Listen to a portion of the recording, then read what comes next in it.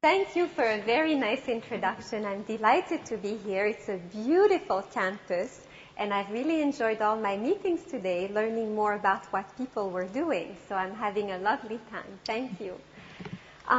So I would like, can you hear me okay? Yes? Great. Just let me know if I become less easy to hear. So I would like to start by acknowledging my many collaborators who I'll mention today, including Sue, who just introduced me. So as adults, we possess a great deal of knowledge about the physical world, which we use for many different purposes. For example, to predict and interpret the outcomes of the physical events we observe, to guide our actions on objects, to interpret the actions of others, and also, under some circumstances, to entertain or deceive others, for example, in magic shows. Over the past 20 years or so, my collaborators and I have been studying how infants use their developing physical knowledge to predict and interpret the outcomes of the physical events they observe. This research and the research of other researchers with similar interests has yielded two very general findings. The first finding is that even very young infants possess expectations about physical events. And the second finding is that these expectations develop in very systematic and predictable ways during the first year of life. What I would like to do today is to illustrate these findings by telling you about a small piece of infants' physical world, namely their ability to represent and reason about events involving hidden objects. As you may know, Jean Piaget was the first researchers to systematically examine infants' ability to represent hidden objects.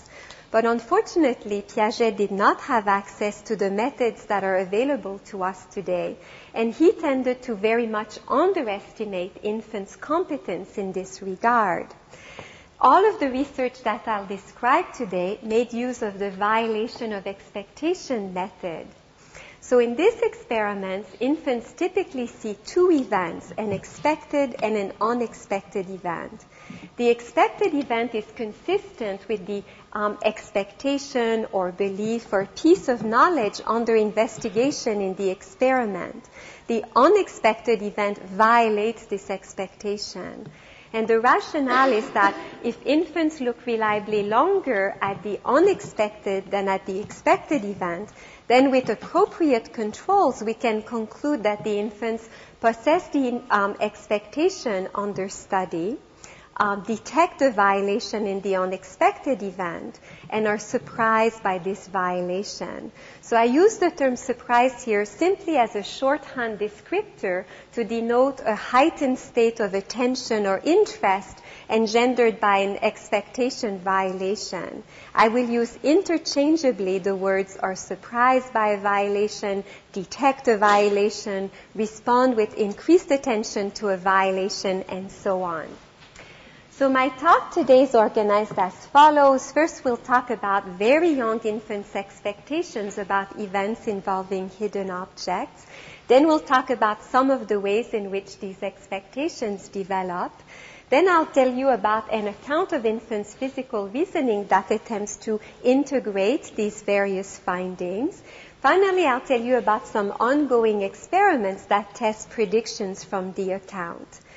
In the first three sections, I won't be describing experiments in detail. I'll simply show you the violations that infants succeed or fail to detect at different ages. Only in the fourth part, when we get to the test, will I describe experiments in somewhat more detail. So to begin, do very young infants possess expectations about events involving hidden objects? The answer to this question is yes. There are now about 6 or 7 reports showing that young infants will represent hidden objects. And I'll just show you some of the violations that they succeed in detecting.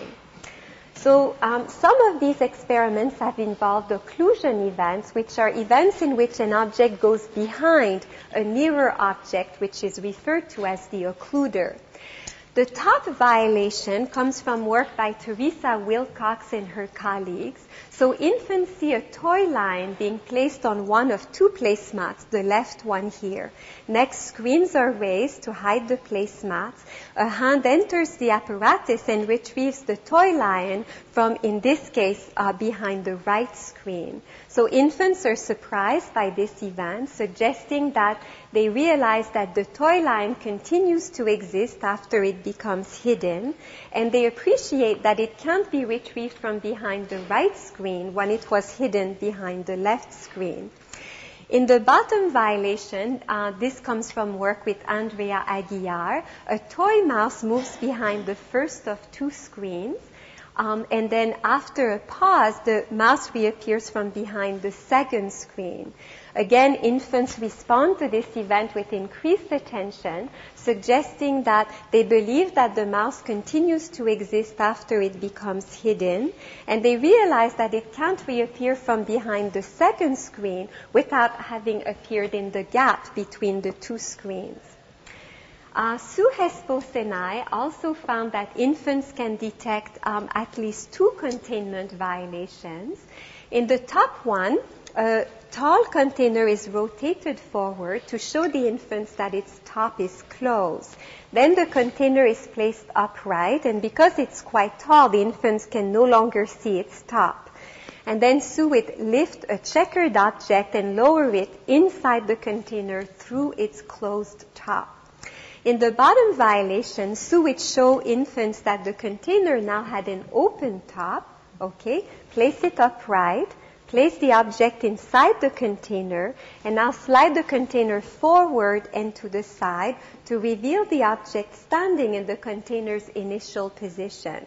Okay, so infants at 2.5 months detect both of these violations, suggesting that they realize that the object continues to exist after it becomes hidden, and they understand that the object cannot pass through the closed top or the closed sides of the container.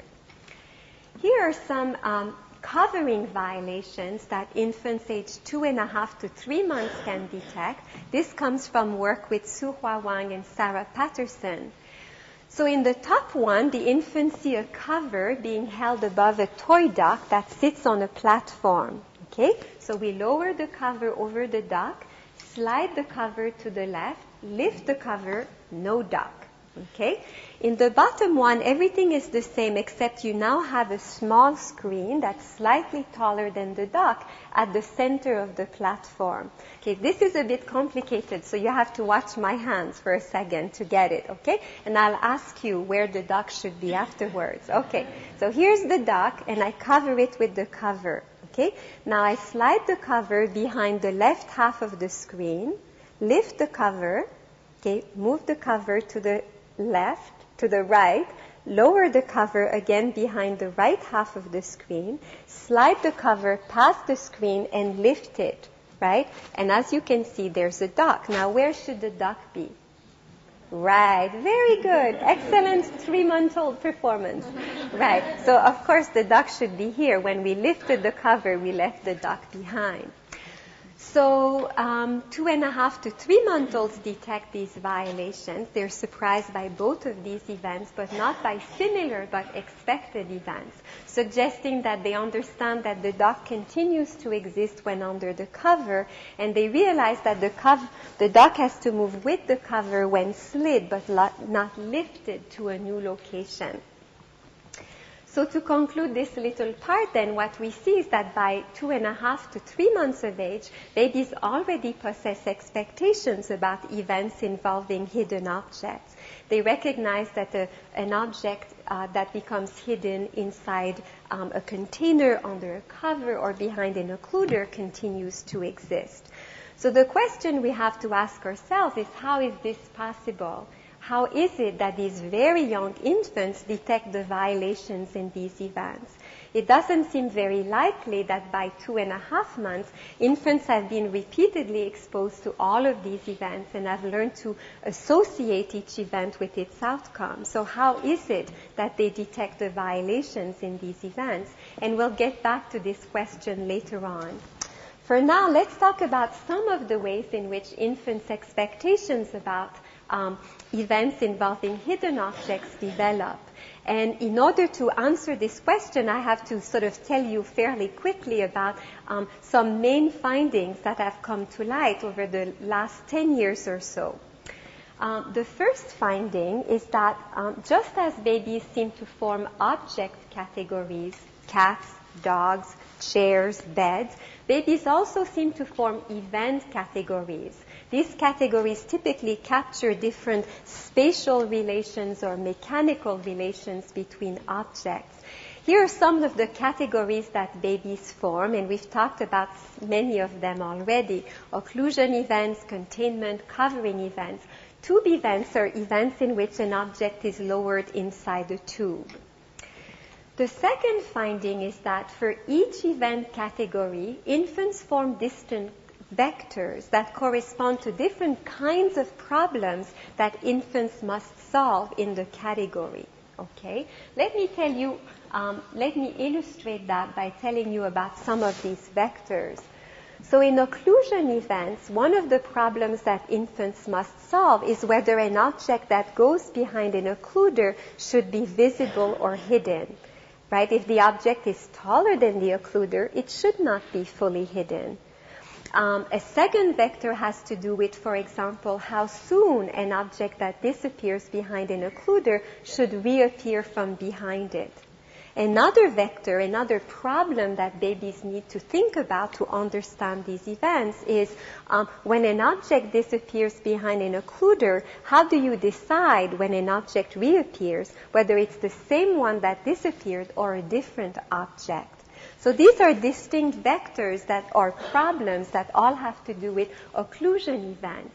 For containment events, one vector has to do with if you have a container, can the object be lowered inside it? If it's wider than the container, it cannot. Another problem is if you place an object inside a container, will it protrude above it or not?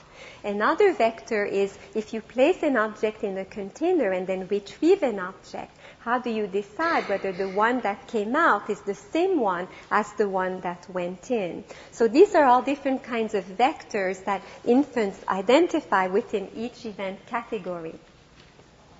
The third finding you need to know about is that for each vector in an event category, babies identify a sequence of rules that enables them to predict outcomes within the category more and more accurately over time. Okay? And these rules often cause infants to attend to more and more detailed information or variable information about the events. So let me illustrate that by telling you about one vector which has to do with infants' ability to predict whether an object behind an occluder should be visible or hidden. So at 2.5 months of age, infants use a very, very simple rule to predict whether objects should be visible or hidden. Basically, they think if you're behind something, you should be hidden. If you're not behind something, you should be visible. So in the top, babies are able to detect the top violation because they expect the mouse to be hidden when behind each screen and to be visible between them because at that time the mouse is not behind anything and so you should see it.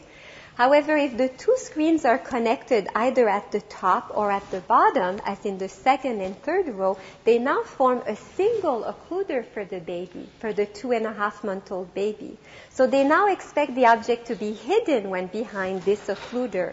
So although 2.5-month-olds detect a violation in the top row, they're surprised if the mouse does not appear between the screens. They're not surprised by the second or third violation. The mouse is behind something, and so it should be hidden. At 3 months, infants identify a variable that enables them to detect the violation in the second row. They now begin to pay attention to the lower edge of the occluder, and they understand that if the lower edge is discontinuous, it's not continuous with the surface on which the occluder rests, creating an opening, the object should appear in this opening when passing behind the occluder. Okay? So at 3 months, babies now detect the violation in the second row, but they still fail to detect the one in the bottom row because in the bottom row, the lower edge of the occluder is continuous with the surface on which it rests. Right? It's just continuous with it. So they say continuous, okay, the object will be hidden when behind it. And so they're not surprised when it fails to appear. It's not until about 3.5 months that babies begin to pay attention to the relative heights of the object in occluder and expect tall objects to become visible when behind short occluders. At about the same age, infants identify width as an occlusion variable. When a wide object is lowered behind a narrow occluder, infants expect it to protrude from behind it, and they're surprised if it does not. And finally, at about 7.5 months of age, babies identify transparency as a variable. When you place an object behind a transparent occluder, they now expect it to be visible through the occluder and are surprised if it's not. So all of these variables can be depicted in terms of a decision tree. Right? All the variables I was just telling you about can be described as follow, where the baby first asks, is the object behind the occluder or not? If yes, then it should be hidden. If no, it should be visible. And each new variable comes and refines the decisions that were made before it. The fact that as babies acquire variables in a vector, the fact that it can be described like this in terms of a decision tree, that's kind of the pieces of knowledge that babies are acquiring bit by bit, has important implications because it allows us to predict very precisely which events babies will view as expected or unexpected. So to illustrate that, consider a 3-month-old baby who has only mastered this portion of the decision tree. That's all the baby knows so far. It's just gotten down to occluder with continuous lower edge, and that's all they know. Now, if we show these 3-month-olds the following event, so we have 3-month-olds and we show them a tall cylinder that goes back and forth behind a tall screen with a large opening at the bottom. On the left, as indicated by the dashed arrow, the cylinder appears in the middle, and on the right, it does not. Okay? So remember that at 3 months, babies understand that if the occluder is discontinuous with the surface, it creates an opening. The cylinder, the object, must appear in the opening. So infants should view the event on the left as expected. It should appear. And they should view the event on the right as unexpected. If it does not appear, why does it not appear? There's an opening. I should see it there. And in fact, Yuyen Luo and I tested 3-month-olds with these very events, and that's what we found. Babies look reliably longer at the event on the right than on the left. They understand that they view the event on the left as expected, the one on the right as unexpected. And of course, from an adult's perspective, this is exactly what should happen. These are correct responses. However, what happens if we now rotate the screen so that the opening extends from the upper edge of the screen, not the lower edge, right? Remember, at 3 months, all that babies know is to pay attention to the lower edge of the occluder. Well, now it's continuous with the surface on which it rests. And so babies should expect the cylinder to be hidden when passing behind this screen, right? Go like this if you follow that. Great, thank you. And so now we should get the opposite. Babies, when they see the event on the left, should be surprised. But it's going behind an occluder with a continuous lower edge. How could I see it? And they should not be surprised when they see the event on the right. It does not appear. Exactly what I predicted. And so when Yuyen and I tested 3-month-olds, this is exactly what we found. Babies see the event on the left as unexpected because it's inconsistent with their limited faulty knowledge of occlusion.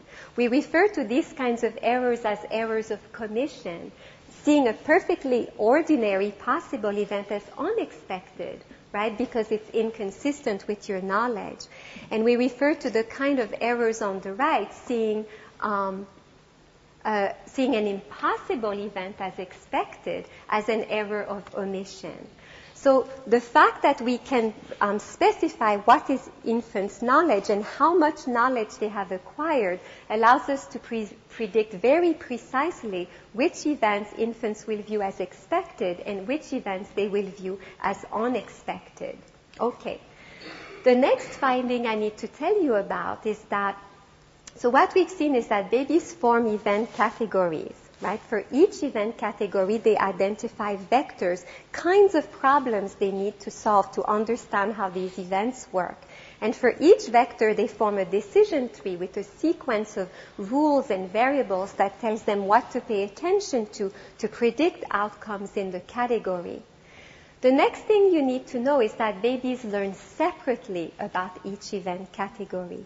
Variables that are identified in the context of occlusion, for example, stay with occlusion. They're not generalized to other event categories, even when equally relevant. And some of the best evidence for this comes from evidence of lags or décalage, to use a Piagetian term, in infants' responses to very, very similar events from different categories that involve the same variable. So let me tell you about some of these lags. The first one actually was found by Soos, and this is work that Sue did with infants aged 4.5 to 7.5 months of age.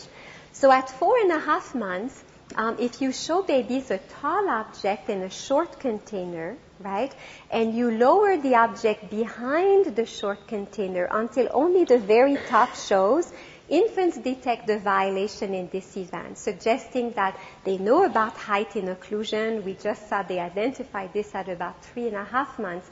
They attend to the relative height of the object. They know this is not possible.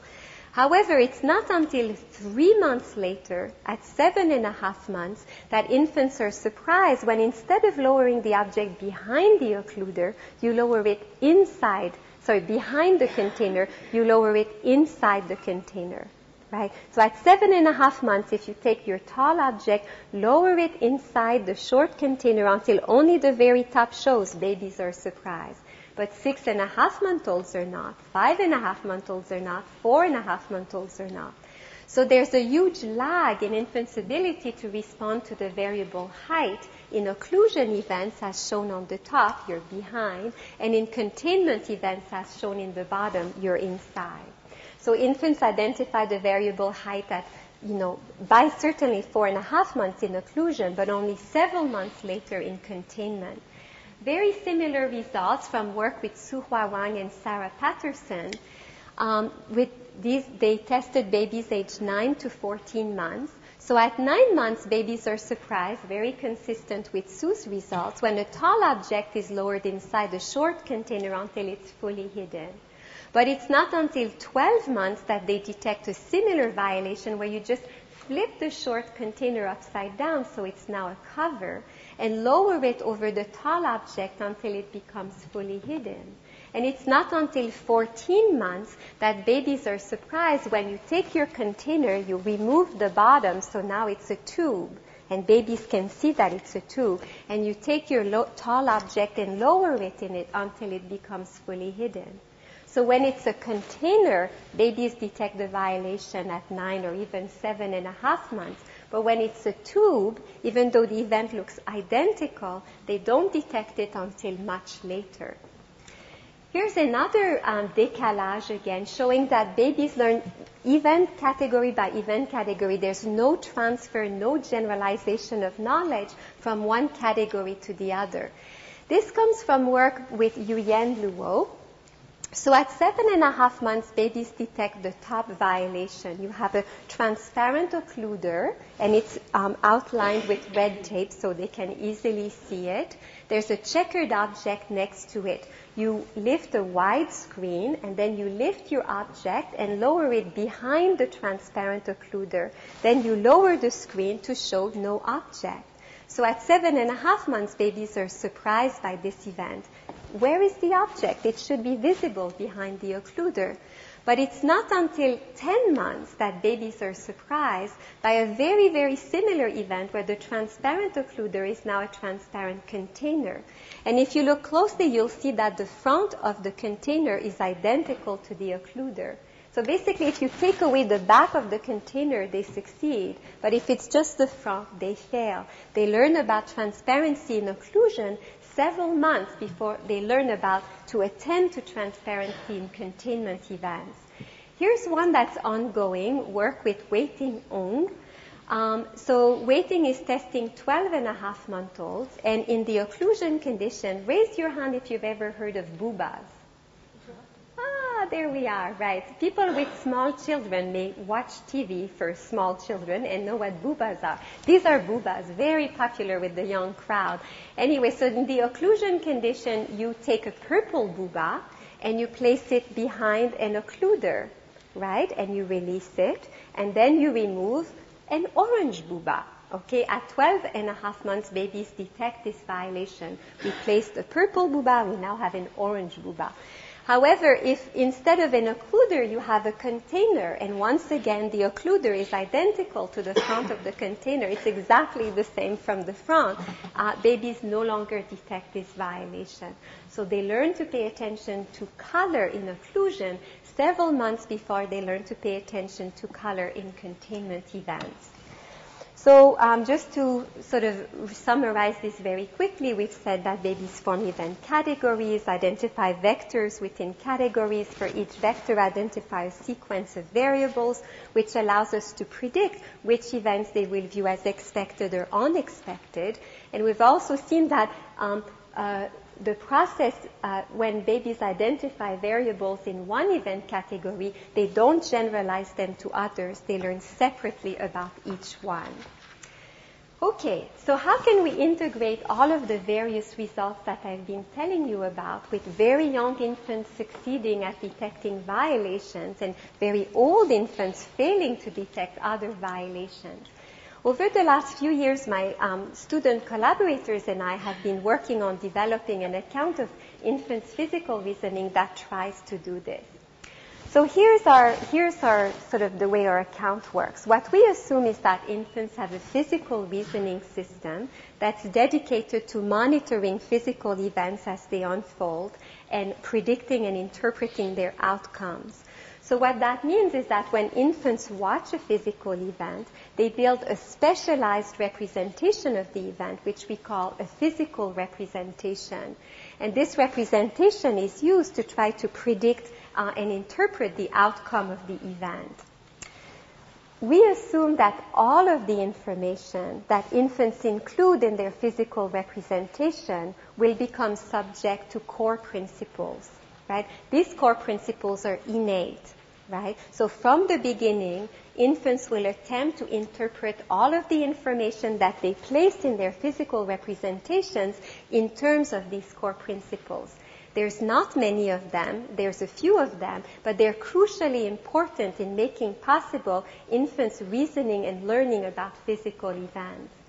The principle that I'll be focusing on today is that of continuity. It was first proposed by Liz Spelke, and she defined it as follows. Babies assume that objects exist and move continuously in time and space. So that's one of the constraints that's given to infants and enables them from the start to interpret events.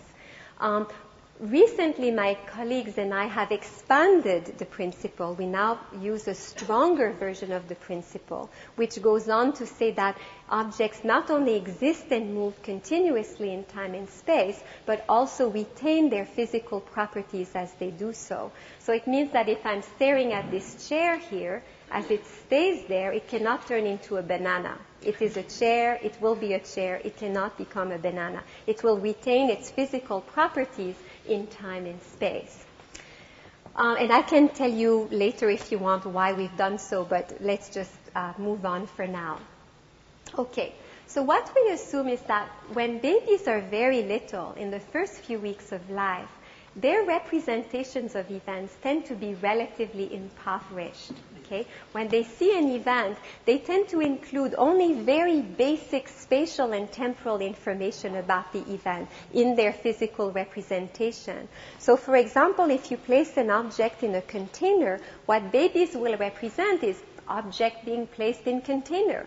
Okay? Very basic spatial information. This information captures the essence of the event. It is a containment event, but it leaves out most of the details. It doesn't tell you whether the object is wider than the container or not, whether the object is taller than the container or not, whether the container is transparent or not. All it tells you is object in container. As infants form event categories and vectors and learn which variables to attend to in each event category, their physical representations of events become increasingly richer, more sophisticated. So when babies see an object being placed in a container, they will again begin by representing the basic information and use that information to categorize the event. Oh, I see, this is a containment event. Infants will then access their knowledge of the category selected. Okay, what do I know is important to pay attention to when I see containment events to predict outcomes? Okay, I know width is important, and height, and color, and shape, and pattern, and so on. And they include this variable information in the representation, and this information, once included, then becomes subject to the core principles, including that of continuity. Okay. So implicit in this account is a very important distinction between two kinds of continuity violations, basic and variable violations. Basic continuity violations are violations that infants can detect as long as they encoded the basic information about the event. Means that these are fairly easy to detect. As long as you encoded the basic stuff, you can detect these violations. And in fact, all of the events that I told you about at the beginning, all of the violations that 2.5 to 3 month olds can detect are basic continuity violations. To detect these violations, you really don't need to represent a lot about the event. If you look at the bottom one, all you need to know is cover over object. That's all you need to represent. Cover over object, cover moves, cover lifted. Hey, what happened to the object? You don't need to know anything really about the relative size, shape, pattern, color of the object in cover. As long as you represented cover over object, you can detect this violation. So the reason why young babies can detect violations is that they're basically designed, when watching physical events, to represent the basic information about the event, right? And as long as they represent it, this information becomes subject to the continuity principle, which will flag any event that violates the principle. So that's why very young babies can detect violations. Their representations of the events are relatively impoverished, but they're still sufficient to allow them to detect these kinds of violations. Now let's contrast that with variable continuity violations. Variable continuity violations are violations that can only be detected if you happen to represent the key relevant variable information. If you included information about height or width or color, you will detect violations involving these variables. But if you didn't include it, you're not going to detect these violations. And I've told you about many of those that babies fail to detect. 6.5-month-olds are not surprised when a tall object becomes hidden inside a short container. That's a continuity violation. They don't detect it because they never represented the height information. 8.5-month-olds are not surprised when an object becomes hidden inside a transparent container. They're not surprised because they didn't bother to represent the fact that the container is transparent. So they think it's hidden in the container. 10.5-month-olds are not surprised when a short cover is lowered over a tall object until it's hidden. They didn't represent height. And 12.5-month-olds aren't surprised when you put a purple booba in a box and take out an orange one because they never represented the color information. All right. So just to wrap this up. So basic continuity violations are violations that even very, very young infants can detect. In fact, we think newborns should be able to detect these, and we're gearing up to test even younger babies. As long as you represent the very basic information about the event, if that's all you need to detect the violations, you should be able to detect them. In contrast, variable continuity violations can only be detected when you happen to represent the key variable information. So, over the past few years, we've been trying to devise various tests and extensions of our account, and these involve, we've been focusing mostly on infants' ability to detect variable continuity violation, and we're looking at change blindness, event mapping, priming. We're also doing teaching experiments. But today I'll just tell you about the first two of these.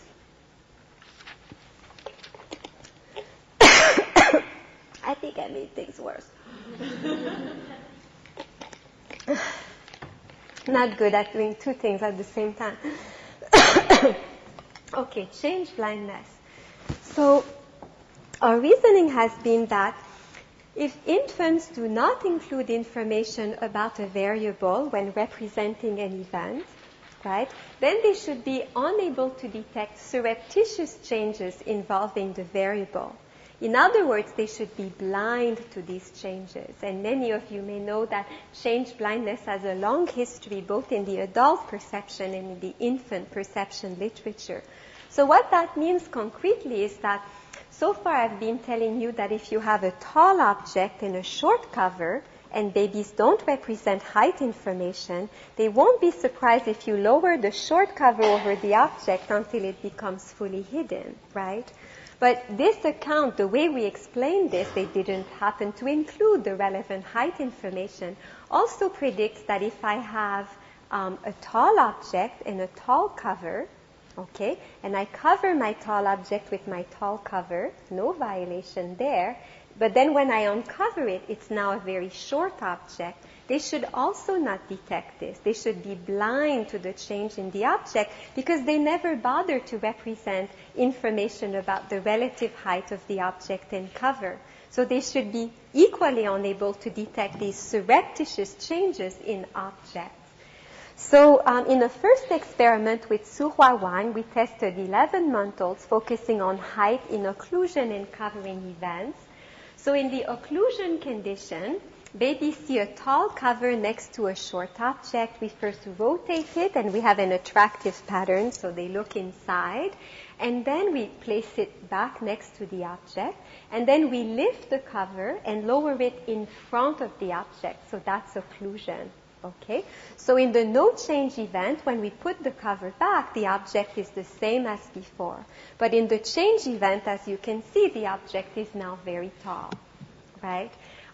In the covering condition, everything is exactly the same, but instead of placing the cover in front of the object, we now place the cover over the object. Okay? So height is identified at about 3.5 months in occlusion, 12 months in covering events. These are 11-month-olds. So they should know about the first condition, but not the second one. So our prediction is that babies should detect the change when you place the cover in front of the object, but they should fail to detect the change when you place it over the object. And that's exactly what we found, as shown here. So babies look reliably longer at the change than no change event in the occlusion condition, but look equally at the events in the covering condition. Here's a very similar experiment with 12.5-month-olds, looking now at height in covering and tube events. So the covering condition is exactly the same as before.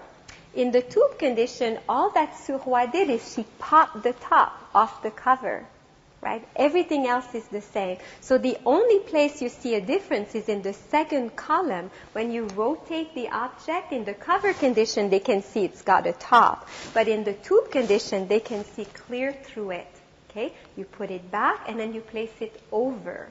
In one case, you're placing a cover over. In the other case, you're placing a tube over. But in all cases, the object is quite tall and babies can't see the top once it's upright. These are 12.5-month-olds. They know about height in covering events. That comes in at about 12 months. They don't know about height in tube events. That comes in at about 14 months. So our prediction is that when you put a cover over the object, they will detect the change. When you put a tube over the object, they will not detect the change. And that's exactly what Suhua found again. In the next experiment done with Jie Li and Suhua Wang, we're now looking at 8-month-olds, and we're getting fancier as we go. So with each experiment, we make the events that the baby sees even more similar. So in this case, babies first receive a familiarization event, and they're assigned to one of two conditions.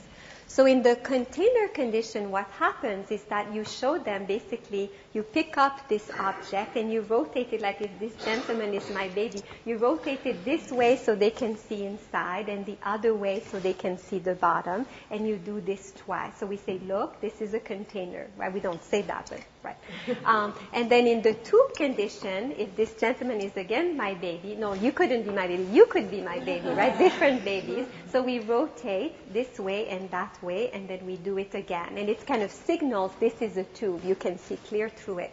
Then we place it upright, and the baby never, ever again sees the object being rotated. So they have to remember whether it's a container or a tube, okay? And then all of the babies see exactly the same events. So in the no change event, we have a small object next to the container or tube, and then we place it inside. We sort of rotate it for a few seconds, and we take it out. In the no change event, it's the same height as before.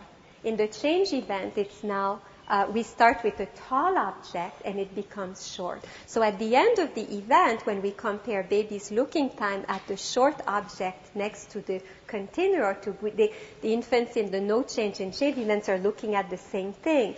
But for the change babies, it started tall and became short. And for the no change babies, it was always short. Okay? So our prediction is that these 8-month-old babies, right, they know about height in containment. That's what Soos' work has shown. But they don't know about height in tube. That doesn't come in until 14 months.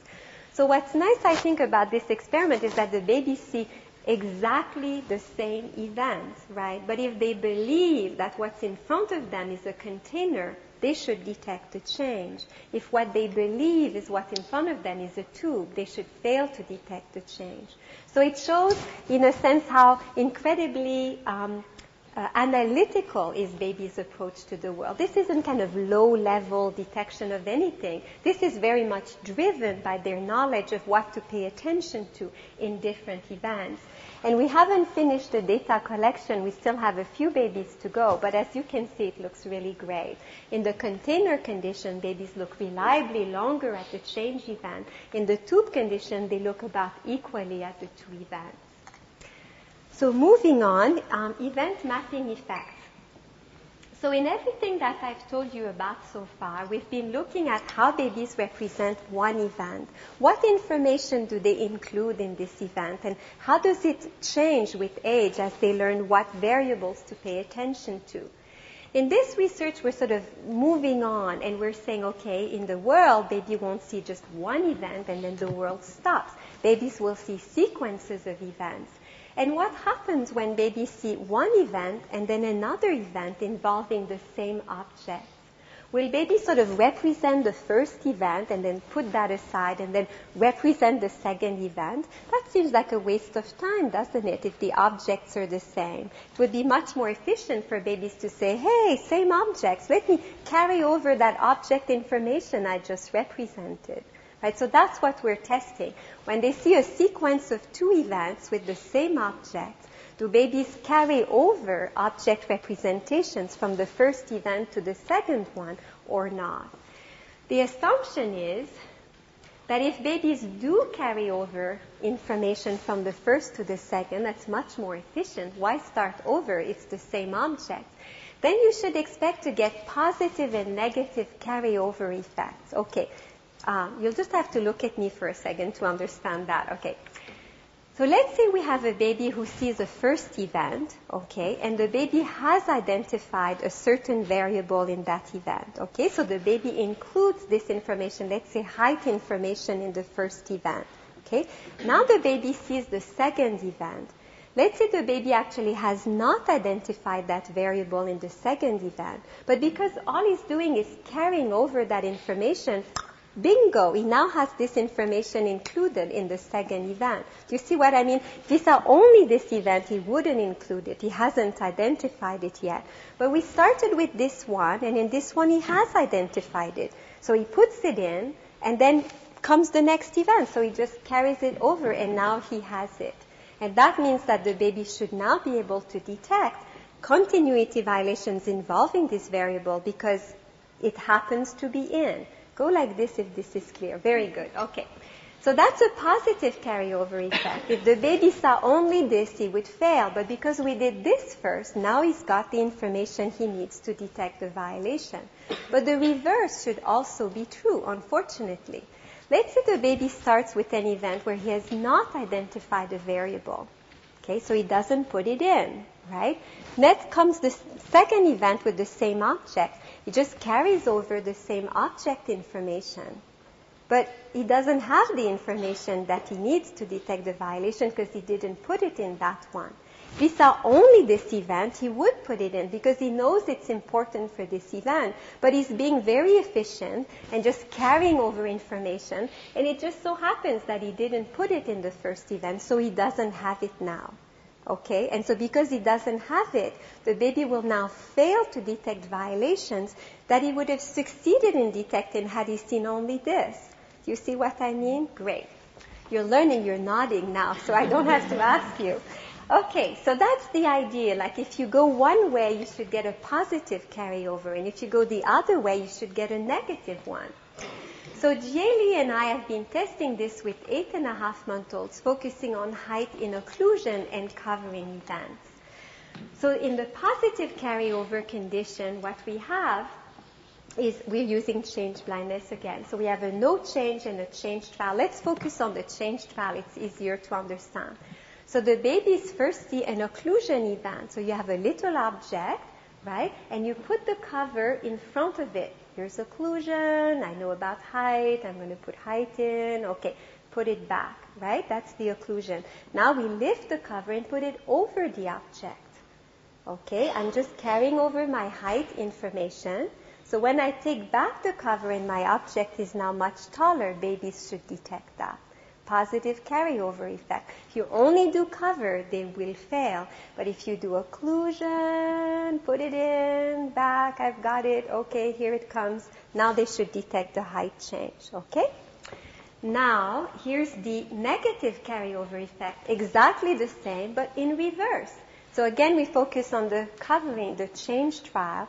So now what I'm going to do is I take my short object, okay, and I put my cover over.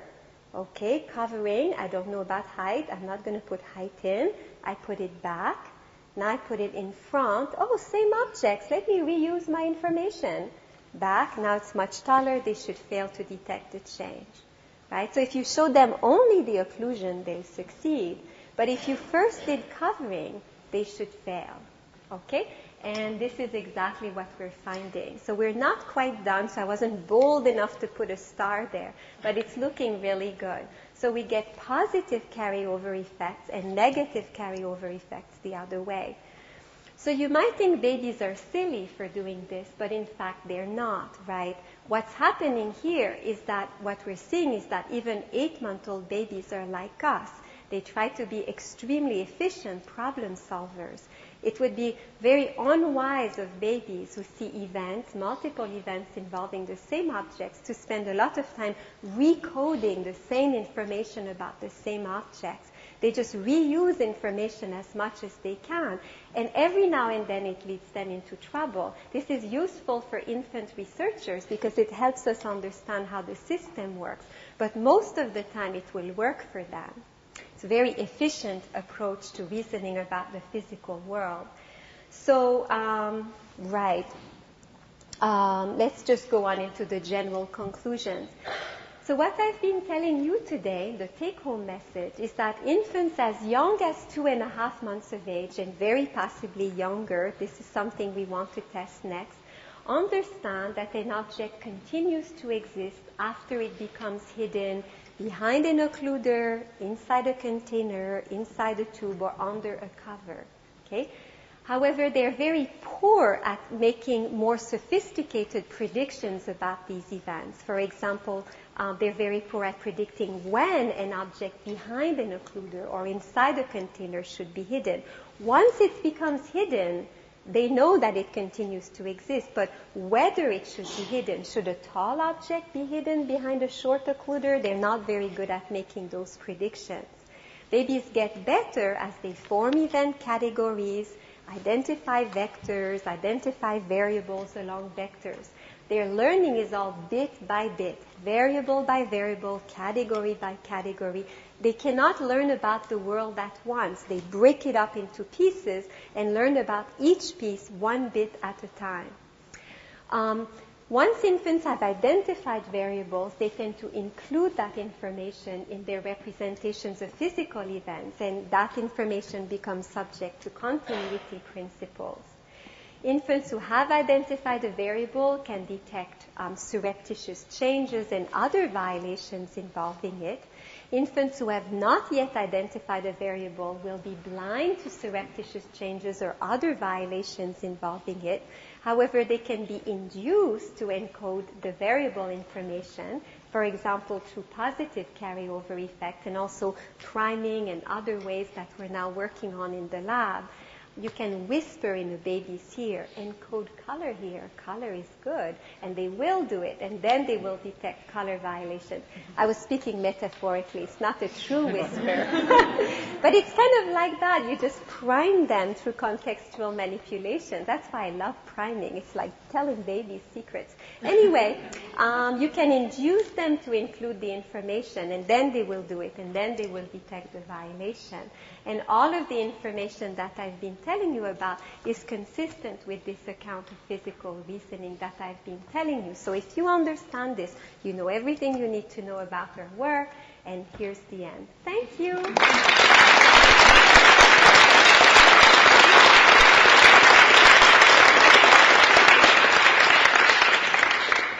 I think there's some time for a few questions if anybody wants to ask. Do you know how much experience the babies have with these kinds of containers? Like, I imagine you might see something like a cup or a glass more often than you see tubes. Oh, Experience may predict the overall. Yeah, so I don't know if you heard, Gordon is, yeah, I was just going to do that. So Gordon asked whether experience might predict the order of acquisition, and the answer is yes, resoundingly yes. So I think the reason why babies learn about height in occlusion before containers, before covers, before tubes is entirely because they're more exposed to height in occlusion than container than cover. And because of that, what that means is that like if babies don't know something because they haven't been exposed to the right observations to learn it, it means that if you can say to them, come to my lab today, I will show you some very neat observations, and you can teach them these things. Babies learn just like this. You show them about height in covering. You say, see, if you have a tall cover, it hides it. If you have a short cover, it only hides the top. And you show that to them with different sets of covers. It takes about 6 trials, and they learn it. You can test them the next day with other covers. They still know it. So babies are designed to learn quickly. It's just that in day-to-day life, they don't often see things that are, like by and large, it takes so many months for the average baby to have seen these things and learn it. But it's all driven by, it's mostly driven by experience. There's some things that won't be like the reason why transparency is learned late is because they can't see transparency. Young babies just see an empty hole, right? They don't see windows, they see holes. And so when they detect the transparency, they have to learn to reason about it. But basically the answer to your question is yes, it's mostly driven by experience. Yes. So you touched very briefly on the idea of these core principles being in some way innate. Mm-hmm. I was wondering if you could talk a little bit more about exactly what it is that you think is innate and what evidence you can provide to substantiate that. Okay. This is, of course, highly controversial, right? So I think that what is innate, let's say I've been telling you today about our work with hidden objects, but we also do work on support, and we also do work on collision events and so on. And I think that the things that seem to me to have to be innate to explain our data are a principle of continuity, as I was telling you about today. Babies also seem to know almost from birth that inert objects cannot move unless a force is exerted upon them. And they seem to have an understanding of sort of the inertness of like this chair, and they seem to understand what a force is in a very primitive way, and the fact that when a force is exerted, the object will move. So I don't think they need to learn force. They seem to understand it intuitively from the beginning. Babies also seem to know very, very early about the fact that objects like this chair have a heaviness which causes them to fall when unsupported. So we're testing 2-month-olds now in the lab, and if you let go of an object in midair, they do expect it to fall. But our data suggests that if they think the object is self-moving, they don't expect it to fall. So they know that this chair, if lifted in midair, should fall. But a bird, for example, a self-moving object, is not subject to this heaviness causing you to fall because they have an inner force that they can use to counteract that. So I'm kind of giving you a long answer, but basically some understanding of continuity, some understanding of inertness and the fact that forces must be exerted to move an inert object, and some understanding of heaviness and the fact that objects fall unless supported seem to be all present very early. Now, why do I think these are innate? I think they're innate, like, for example, for continuity, because I have no other way of explaining my data. So I started out thinking, how could this possibly be innate? But after studying how babies learn for 20 years, I don't know how to explain the data any other way. What I've been telling you today is that the way babies learn about the physical world is incredibly concrete. It's bit by bit. Transparency here, color there, width here, height there, right? It's incredibly event-specific. And yet, at 2.5 months of age, they can do all the things that I was showing you today, which suggests they have a general understanding that objects exist continuously in time and space. So in a sense, we have only 2 choices. We have to assume that there's an innate principle of continuity that derives early predictions and then becomes refined with all this added information over time. Or we have to assume that when little babies, 1-month-old babies, look at the world, they can learn continuity on their own, and then they apply it to whatever they see.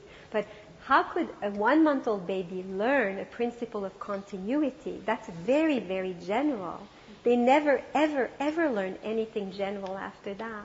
They don't have a general principle of transparency or color or height.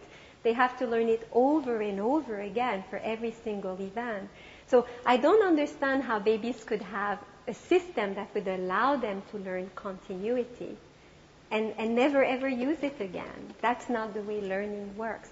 So I think what I see in a 2-month-old is pretty much innate. And then everything else after that is learned, but it builds on this continuity base. Yes? What kind of limitations are there to the positive carryover effects? I mean, if you're able to show a 10-month-old something that they usually fail at, how early can they succeed at it and do a positive carryover effect? And also, like, what are the practical implications of something like that with learning and teaching?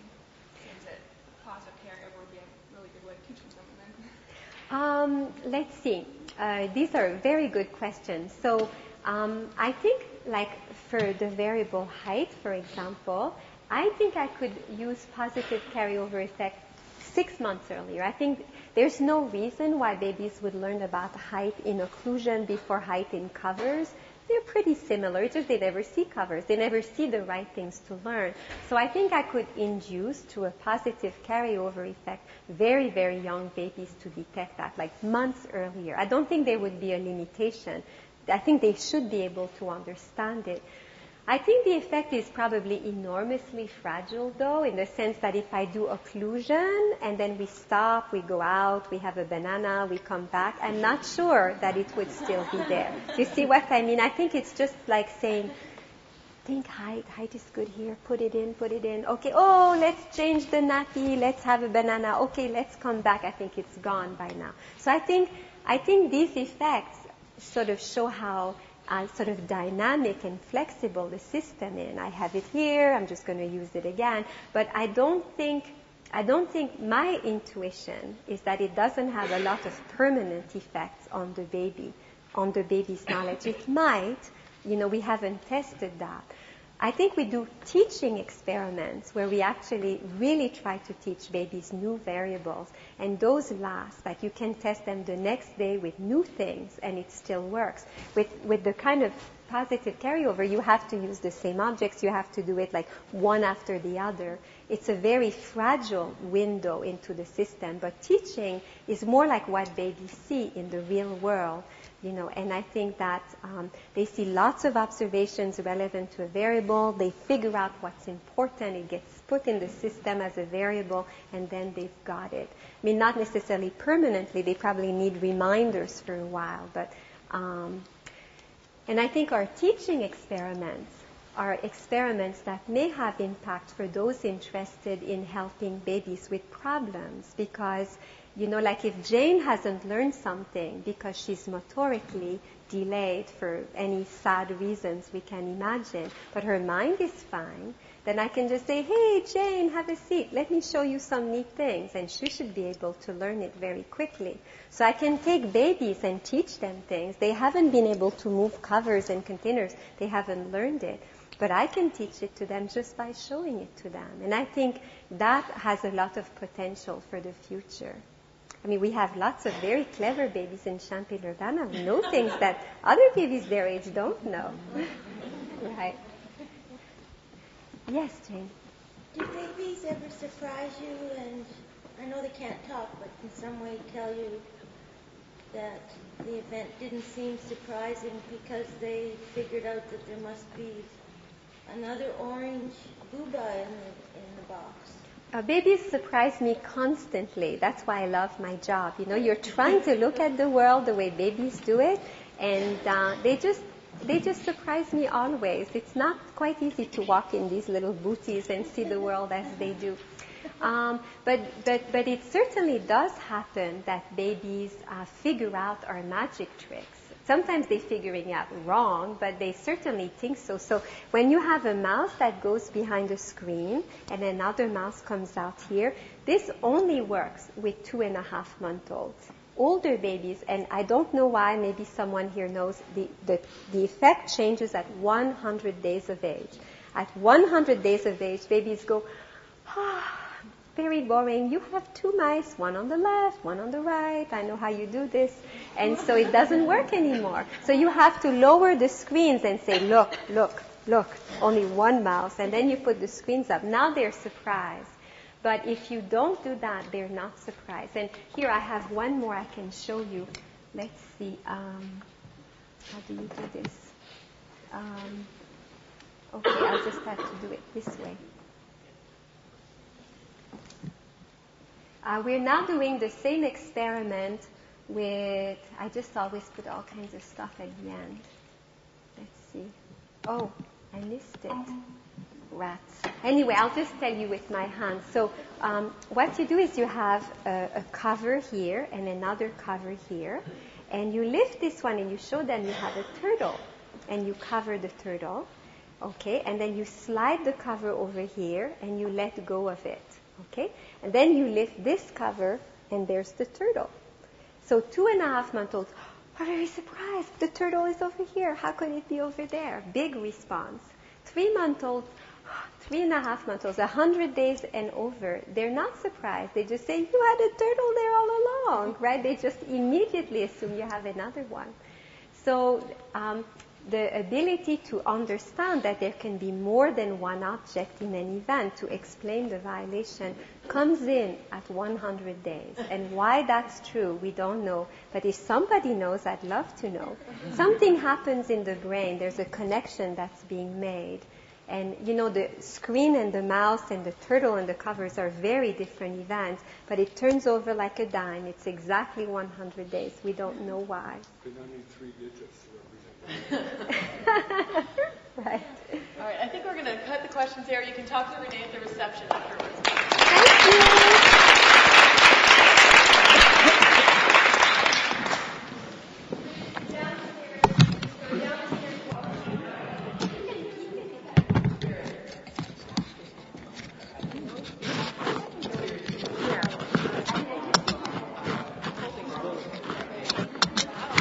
Thank you.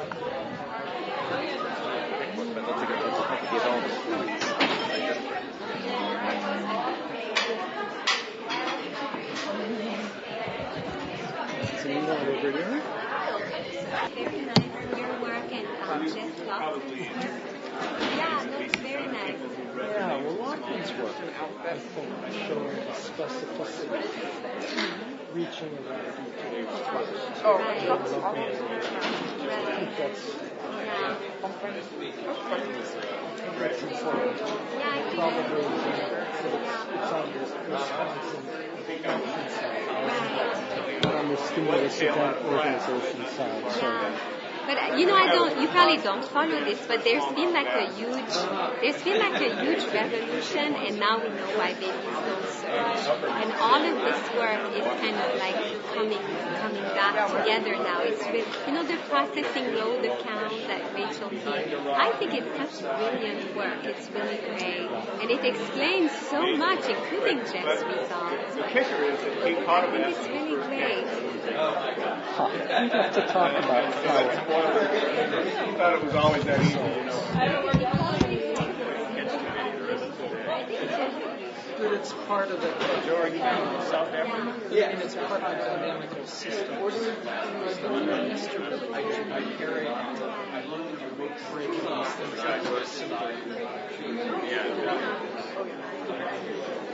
She had a great idea. She could have done it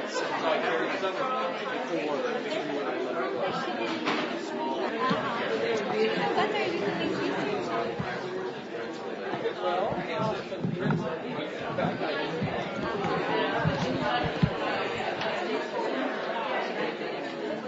I know.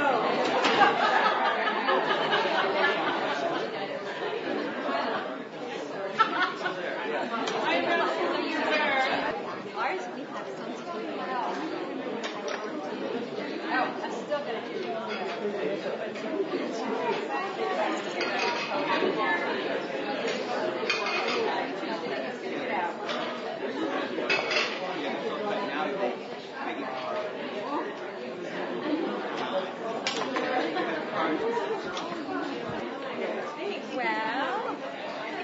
We're being photographed while we eat. Would you like to? Thank you. All right. Well, this is great. Oh, good. I've got a question. How do you come up with all your interesting ideas for how to test these things? I have wonderful students. That's the answer. Yeah? Yes. Does got a Red wine or white? A red wine. kick around. I was like, what if we tried this? Yes, that's exactly kind of what I mean. So,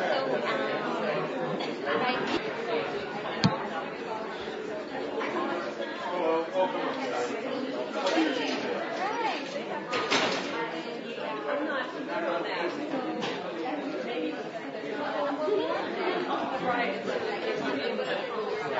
Oh, thank you so much. And then we design an experiment that will kind of allow us to sort of extend in this direction. And we may have various ideas for designs, and we'll talk about what will give us like the more bang for the buck, so to speak. Right, just a second. Do we really have to do this? Can we stop now? We're fine. That's great.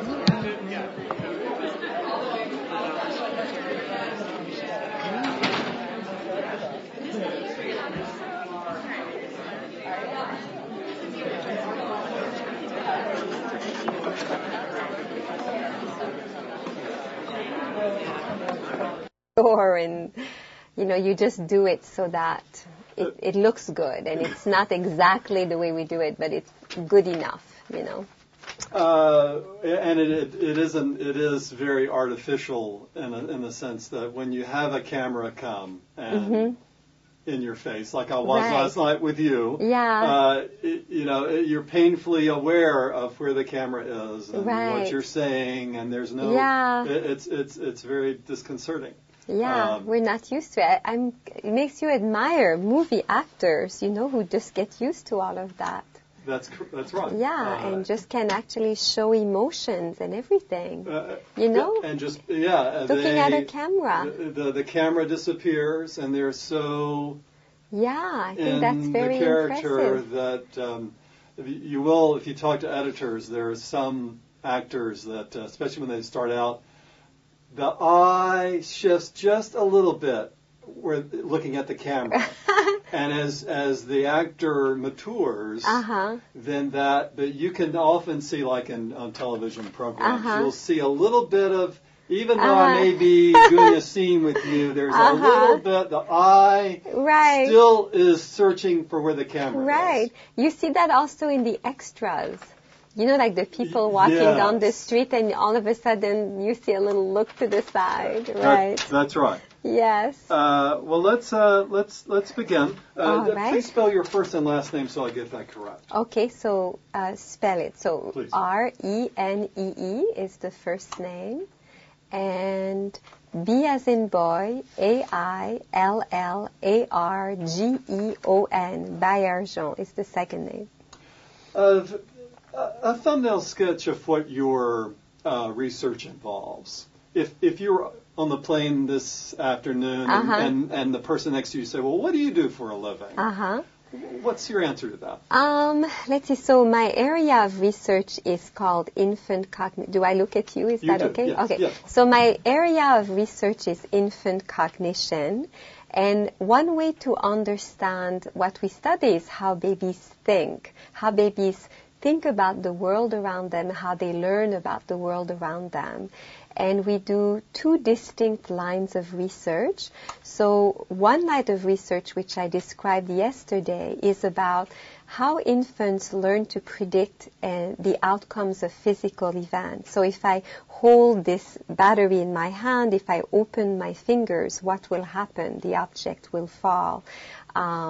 So how babies learn to predict the outcomes of occlusion events, containment events, covering events, collision events, support events, and so on. So that's one line of research. And the other line of research is called psychological reasoning. The first is physical reasoning. Psychological reasoning has to do with infants' ability to predict the actions of others.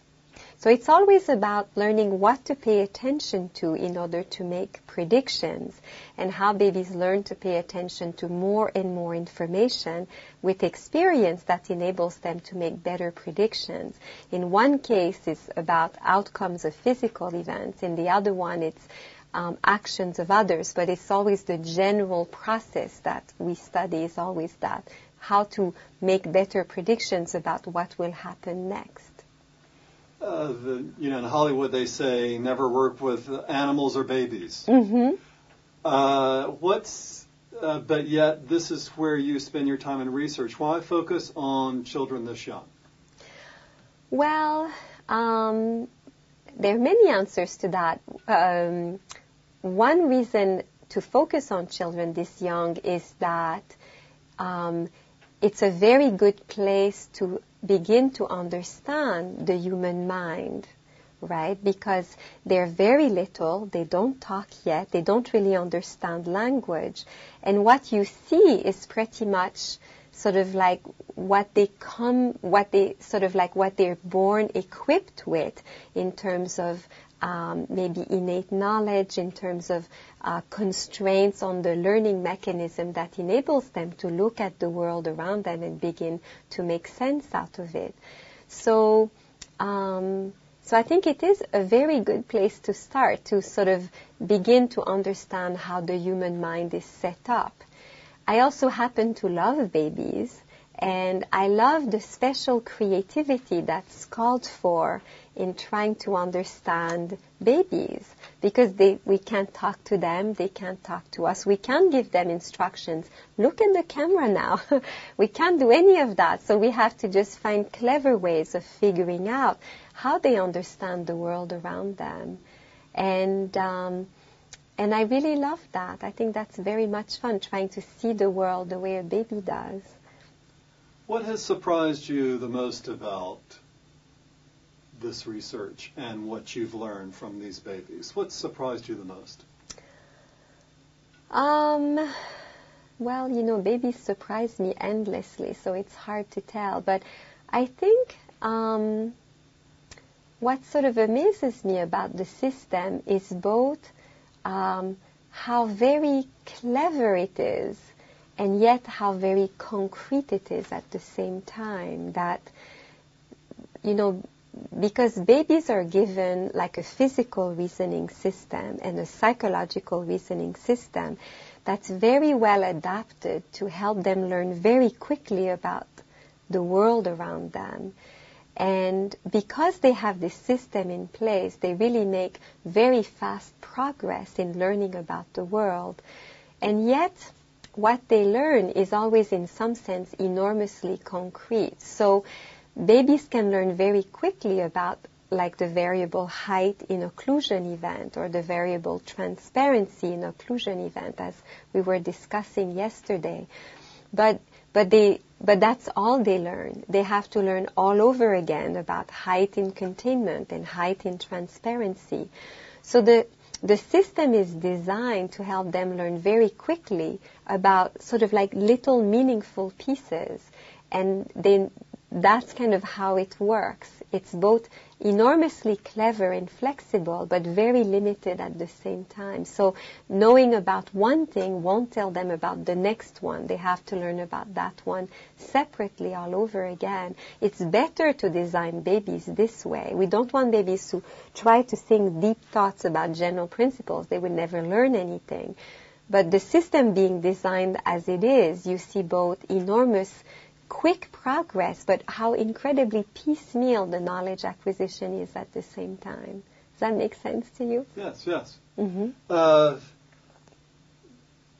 Why is research like this important? Well, I think it's important just because as humans, we like to understand what makes us humans, right? Like, what is the human mind? How are we designed as humans to learn and to adapt to the world that we live in? So I think it's basic fundamental research in that we're trying to understand what we humans are like, what is our mind like, how it's adapted to the world that we live in. So that's for the basic research answer. And what my hope is that eventually the kind of work that we do will also be of practical help, because the more you know about how the normal baby develops, then the better you will be able to tell when a baby does not develop normally.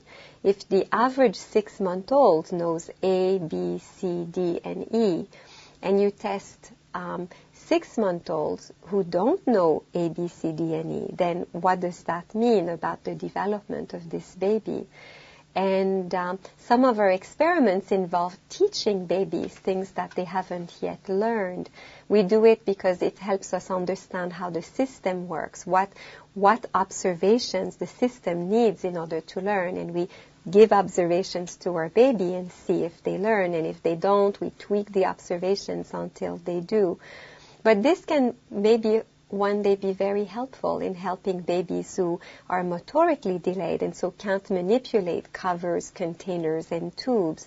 If they can learn from observation, then we would be able to teach them all kinds of things about the physical world just by showing them the right observations. It may also be a very good test of cognitive functioning. So if a baby is not doing very well, but you show them some things and they learn very quickly, it means the mind is pretty intact. If you show them things and they don't learn, then you might have more cause for concern. So I think eventually all of this work will provide very sensitive tests of cognitive functioning and also help assist some kind of rehabilitation. Your lecture yesterday, what do you hope that the people who were there listening, what do you hope that they can take with them and use? What do you hope they learn from your lecture that they can take and use? Let's see. I think that, there were sort of different kinds of people in the audience yesterday, so probably different people would take different things from it. So parents, I think, would take from the lecture the idea that babies are very sophisticated information processors, that they look at the world around them and they sort of try to make sense of it constantly. That, what I study is a very, very small portion of what babies do. Babies they learn how to hold a spoon, how to eat, how to hold their head up, how to crawl. So they're very, very busy learning all day. I just study a tiny amount of what they learn, and the research shows how quickly they learn, even though they don't have all day to learn these things because they're busy learning other things as well. And I think that this kind of research really gives you an appreciation for how clever babies are and how they are very actively involved in learning about the world around them. And I think it changes slightly your relationship with babies when you see them as clever information processors, not little lumps on a log. In terms of sort of researchers who have, for example, cognitive science or learning science researchers who might be interested in sort of learning processes, I think what I would hope they get from the lecture is the idea that what babies seem to have is this abstract computational system that's constrained and that makes it possible with experience to very rapidly learn about the sort of the variables that are relevant for predicting outcomes in different events.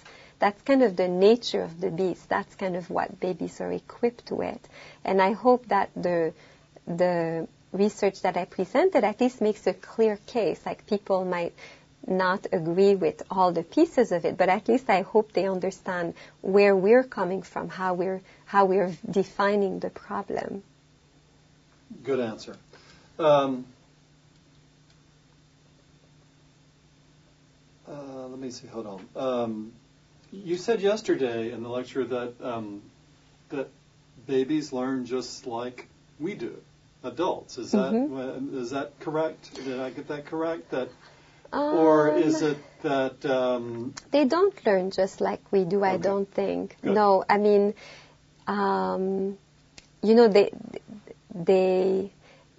they don't learn just like we do because their learning is. Let's see, right? The answer is kind of yes and no. The college students who come to Vanderbilt don't study the world at once. You can't teach the world at once. we break it up for them. We teach them sociology classes and psychology classes and organic chemistry classes and philosophy and history and so on. You can't learn about everything at the same time and search for general principles. It's too hard. We never learn like that. As humans, we always break things up into pieces and learn separately about each piece. So what's interesting about babies is that this is in place by the 2nd month of life. Babies break things up into occlusion, containment, covering, support, collisions. And for each kind of little area, like chemistry, physics, history, they try to figure out what are the things that are important to pay attention to understand how this works. And so in that sense, there are enormous similarities between the young learner and the older learner. What's different about babies, though, is that they don't have access to language. They can't think verbally about the knowledge that they're acquiring. All of this is probably much more implicit, much more unconscious than sort of when you and I go to college or go to a lecture and learn things. So babies can't figure out for themselves that height in occlusion actually works very, very much like height in containment and height in covering and height in tube. They can't reflect on the knowledge that they've acquired and sort of see more general principles. Adults can do that. Babies can't do that. Adults can transfer the knowledge, I think, to some extent more than babies can. So that's a big difference, I think. How do you interpret what the communication there? How do you? You're asking them to. You're showing them things, and then you're recording that. But how do you know how they're reacting? How do you observe that and know? Okay, this. How do you do that? How does that work? Well, there's some level of inference involved. So what we do is we show babies usually expected and unexpected events, and we simply measure how long they look at each event. And so is that what you want me to tell you? Right. So if I'm a mom, I would have a baby on my lap who would be watching an event in front of them. It's like in a little puppet stage apparatus, and the curtain opens, and then the event takes place, and the baby watches. And when the baby looks away, the observers will release their buttons, and the computer keeps track of how long the baby watches. And so a baby may look away briefly and look back, and usually when the baby looks away for 2 seconds or so, then we end the trial. The curtain closes, we reset everything, reopen the curtain, and go on with the next trial. And so our prediction is that, for example, if we test 16 babies and the babies possess the knowledge under study, then at least 12 of the 16 babies will show the effect. So that's usually what we get. 75% of the babies will look longer at the unexpected than the expected event.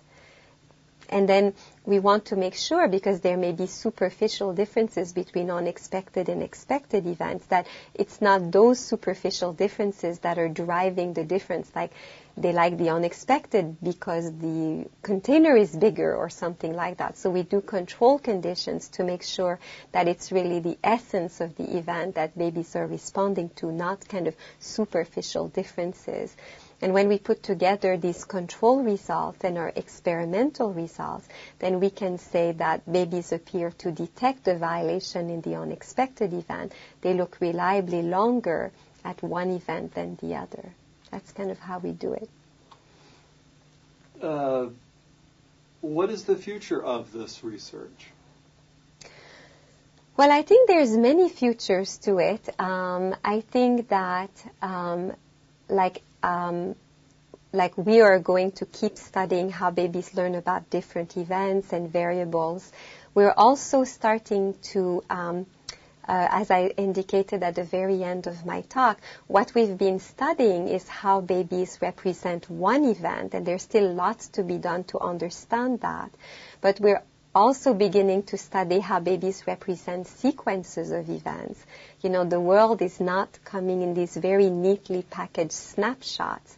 And so how babies kind of keep track of events as they occur and carry over information from one to the next is kind of a new area of study. Some people show events in sequences. Some people show events at the same time, like I hide something here and I hide something here. How good are babies at keeping track of two events that are happening simultaneously? If they represent this much information with one event, do they just represent half when they have to keep track of two events at the same time? Another area of study is how babies, in what I study, is how babies use their physical knowledge to understand the events they watch. But one can also study how they use their physical knowledge to guide their actions on objects. That's much harder because you not only have to represent events, but you also have to use that information to plan and execute action. So there's a greater demand on your limited information processing resources. You need to do X and Y at the same time, and babies aren't very good at that. So that's another area of research. But I think there's a lot of other fun things to do, like finding ways of testing individual babies.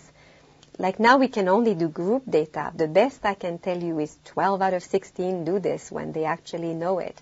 But it would be nice to know for this baby, does this baby actually understand it?